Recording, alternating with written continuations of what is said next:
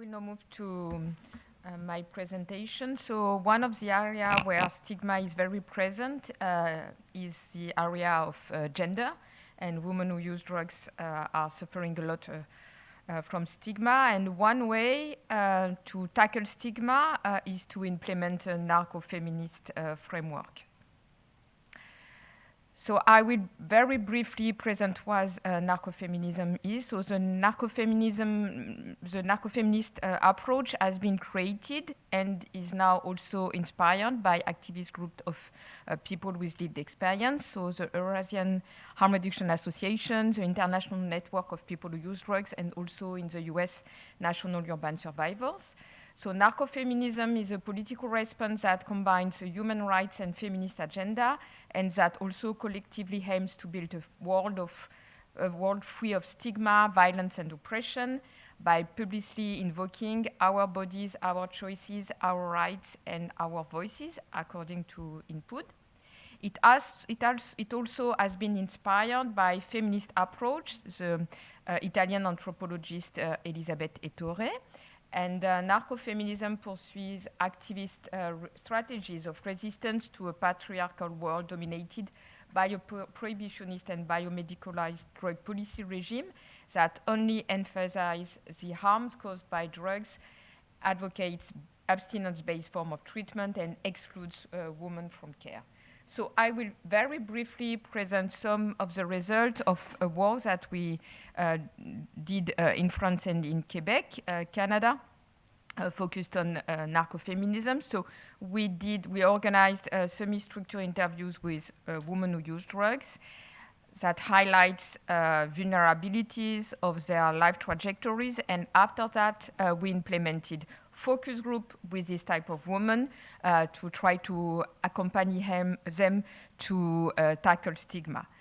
So during the semi-structured interviews with this group of women that is called the Politux group that is based in Marseille, women always describe avoiding individual contact with many health professionals because they considered that the medical discourse is a form of toxicophobia. And during the semi-structured interviews, women who use drugs, and after during the focus group too, they say that they don't want to endure anymore discourses that oscillate between infantilization and false benevolence. You can see the example in the quotation that we have collected during the focus groups. And furthermore, the women who have participated to these narco-feminist groups, they denounce the false benevolence and the exclusion from care that they have to suffer from and all the stigma that is associated. But they also highlight that they don't feel that their experience knowledge with drugs are being taken into consideration because the biomedical providers and the societies considered them not as having legitimate discourse on what is good for them. And they also highlight the frontiers between good drugs and bad drugs. So good drugs, which are medicine, and bad drugs, which are illegal drugs, and they want to have more place to discuss this false frontier for them, because for them, medicines like benzodiazepine, for example, are considered as being worse for their bodies compared to other illegal drugs that they consider they manage better. And the last thing that I would like to highlight today is that because of and thanks to this narco-feminist framework, they were able also to propose changes in the narrative about stigma and people who use drugs. So based on focus group results, the women who participated to this narco-feminist group, they are building a collective story situated within logics of empowerment with the idea that disclosing experiences of drug phobia, toxicophobia, that is stigma, in written form can also make representations evolve. And they say during these focus groups, I will read now the quotation, that is very important. There is this idea that addicts are liars, but we are forced to lie because of the drug phobia that makes us hide ourselves.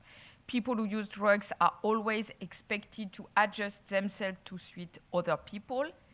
And they proposed society should work on representations while users are systematically put in a position where they have to justify themselves to apologize for drug use. And these guilt-inducing representations are particularly significant for women who use drugs and can lead them to avoid to ask for help, to hide their drug use practices, and to be less well supported in their harm reduction or recovery process.